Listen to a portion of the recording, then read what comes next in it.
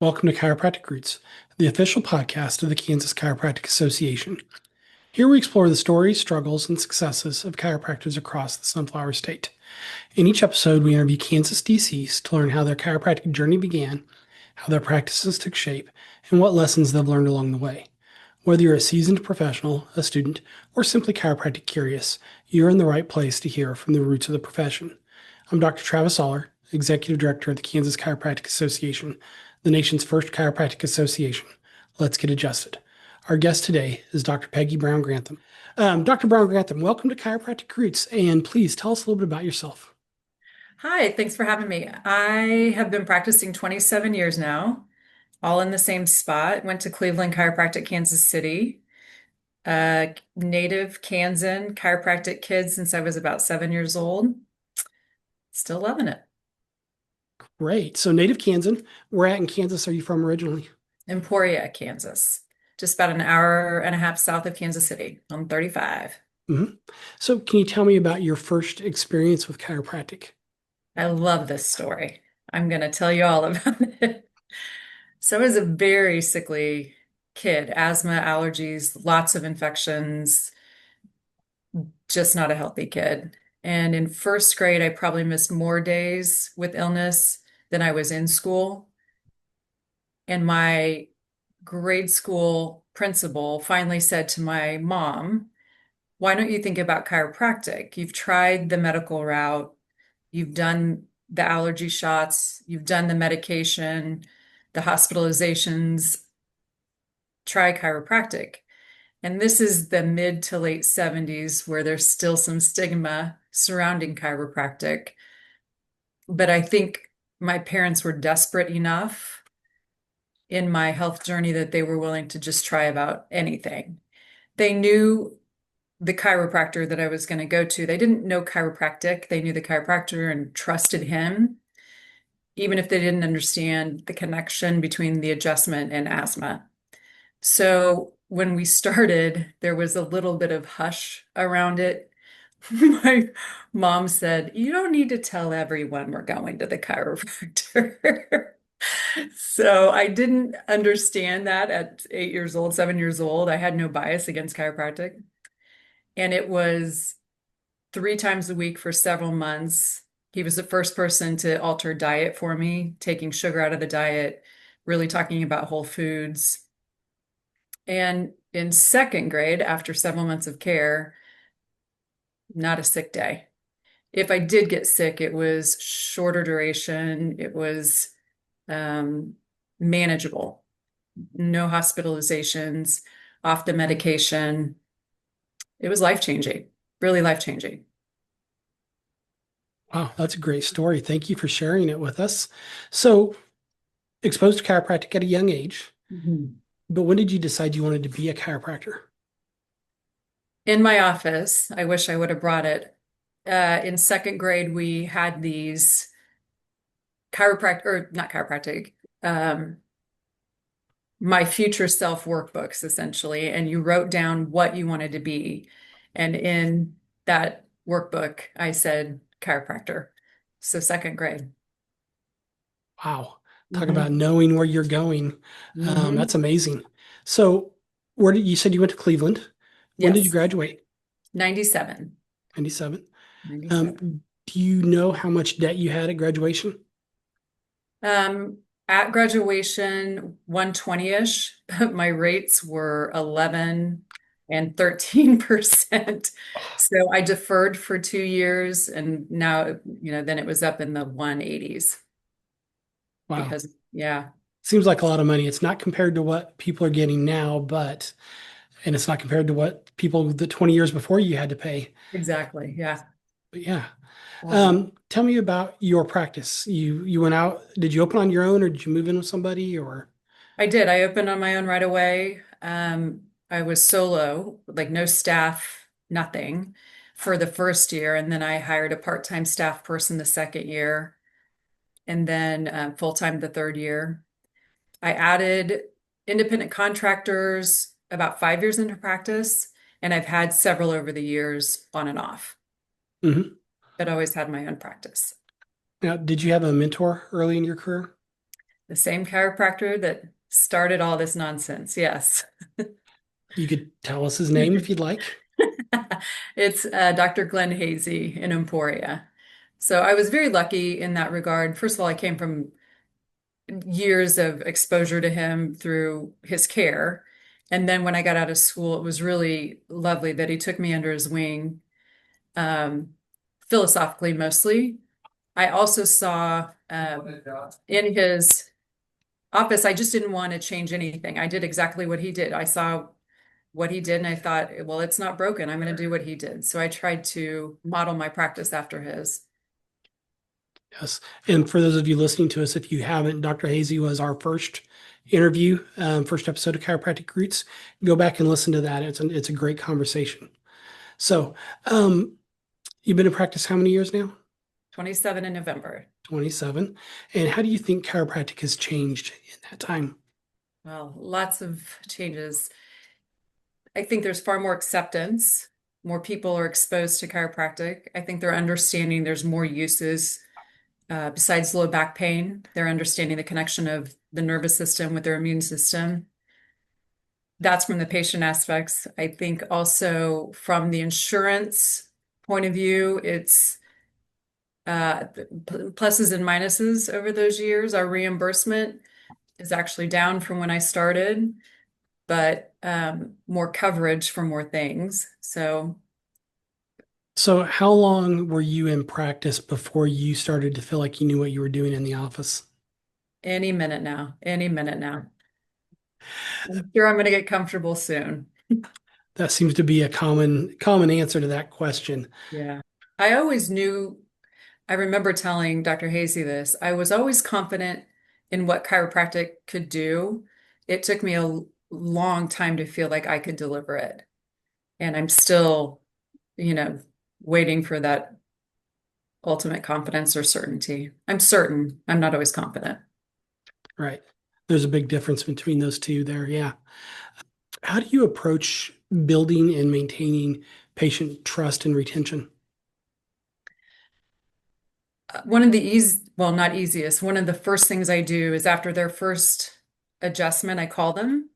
And someone suggested that to me a long time ago. And it's so simple to just follow up that evening because it's such a rarity in healthcare that patients feel very cared for and that personal touch. I give out my cell phone to every patient, which some people warned me against, but for the most part, it has not been abused. And they feel like they have that connection with you. So that's the first thing I do. I try to make sure that we do a mix of talking chiropractic during the adjustment, and I'm big on inquiring about their families and their backgrounds and trying to know them personally. And I think that matters too. I think that's almost the exact same answer Dr. Hasey gave. Yeah, good. See, if it ain't broke. Yes. Do you do anything to stay involved in your local community? We're involved in our child's school and church. That was a big one. And then early on in my practice, I went around quite literally door to door to the practices around me and the businesses around me. So I wanted to make sure that people knew where I was and that I was right next door to them. That brings up my next question. When you first opened up, how did you market your practice? Mm. So I'm of the era of yellow pages. So that was how we all did it. It was pre-internet. And I remember bolding my name. That was extra money and it came up first. So my last name obviously is Brown-Grantham. And that's what I named my practice because the B's were earlier on in the yellow pages. That was the sole reason I named it what I named it.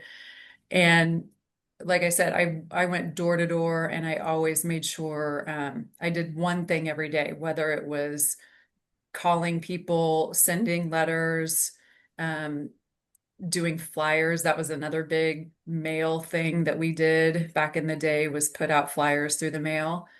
But I promised myself, especially in that first year, I would do one thing every day.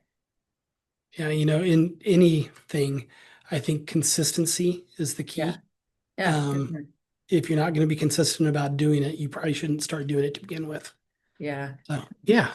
How about work-life balance? How do you maintain a work-life balance? The work-life balance, that's, I think, the trickiest part.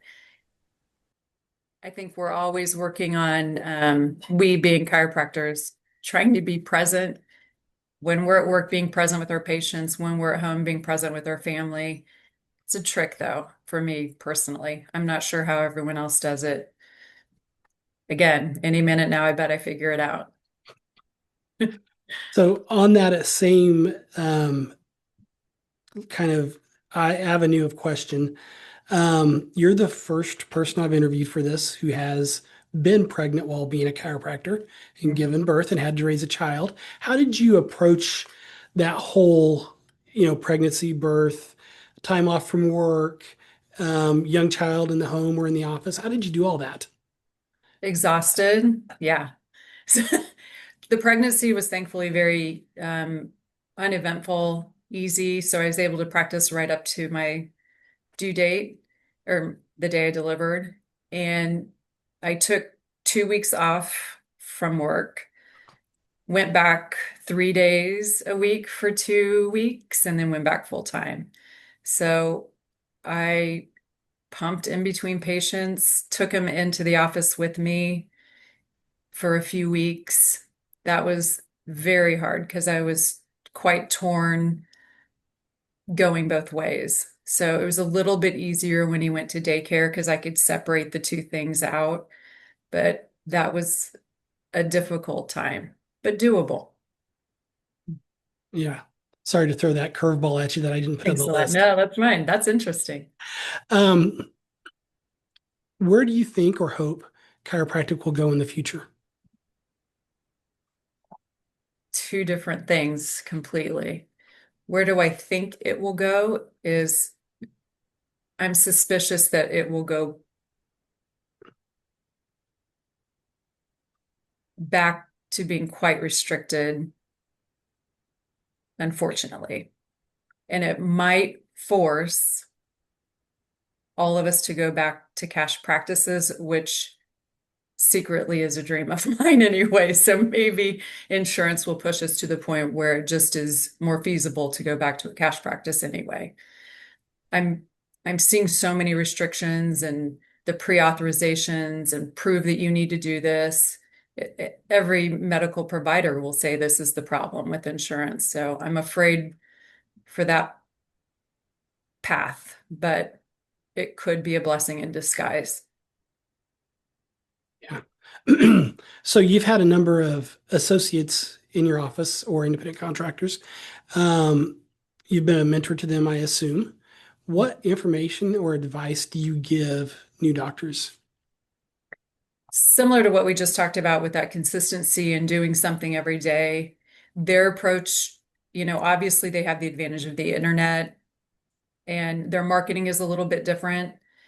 Um, they're doing some similar things that I did as far as being involved in Rotary, and I don't think I mentioned that earlier. And the city council meetings and meeting people through health fairs and different avenues like that. So they're doing some similar things. But again, we're talking consistency in the hustle. It's a little intimidating, I think, when you're a bit of um, an introvert to have to go out and really meet people and shake the hands and kiss the babies. But that's what I've told them to do. Yes, you can't see people if you don't meet people. Hmm. Now, I know that you've also served on the board of Cleveland University. Hmm. Has that impacted how you view practice in any way? I'm I am amazed at the difficulty of running a higher education institution. It is so difficult, and Dr. Cleveland is incredible on all those spinning plates. So I think he works very hard behind the scenes, and I'm grateful for that. Um, the red tape of higher education is a little frustrating sometimes, and all the hoop jumping. It's incredible what they have to do to maintain that school and the thin margins of being so reliant on tuition dollars to run everything. and the impact of economies, birth rates, people choosing other avenues of employment, the trades, etc. All of that factors in. So it's amazing they keep these schools going. It's incredible. Yeah. So you've had a couple of mentors when you first got into practice. You've helped mentor a number of younger doctors into practice now. What do you think are the keys to a successful mentorship relationship? I think observing similarities in what you want, if I can see the biggest, if I can see an example of how it could be, then you can work towards that. It's really clear. Your vision's clear. Obviously, you have to respect them, or else why follow them? Why take their advice to heart? As an association, we're trying to focus more on helping the women chiropractors who I know have a different experience of being a chiropractor than a man. Are there any challenges or unique challenges or instances that you've ran into being a female chiropractor, being a female in a hands-on profession? I said, I've said it several times. I always thought it was a bit of an advantage. For a lot of years, I said that. The men often are thinking, oh, she can't hurt me. There's no damage that could be done. And women tend to gravitate to women sometimes, especially if you're treating their kids. I think there's something maternal about it. So for a lot of years, I thought it was an advantage. There are physical differences, so I think it's a little bit interesting trying to wrestle humans when, I'm 5'4", and it's sometimes there's some restrictions on that. And then the pregnancy thing, it's always a trick, but lots of women do it and do it beautifully. So I'm not sure there's a downside for it. Okay. One last tough question before I get to the couple fun ones. Do you have an exit strategy? I'm working on that currently. So again, my mentor will be bugged very quickly about how he did it so gracefully. So I have talked to you extensively about this. My hope is the two young independent contractors that are in my office currently, I want them to be around long enough to see my exit. I think the longer my patients can be exposed to them and their style of adjusting, the better off it will be in the long run. My era of doctors, we didn't buy our buildings. We didn't buy our extensive amount of equipment. So what value I have in my practice is a patient list, which isn't always valuable. The way it becomes valuable is if you can transition patients slowly and steadily over time, I think.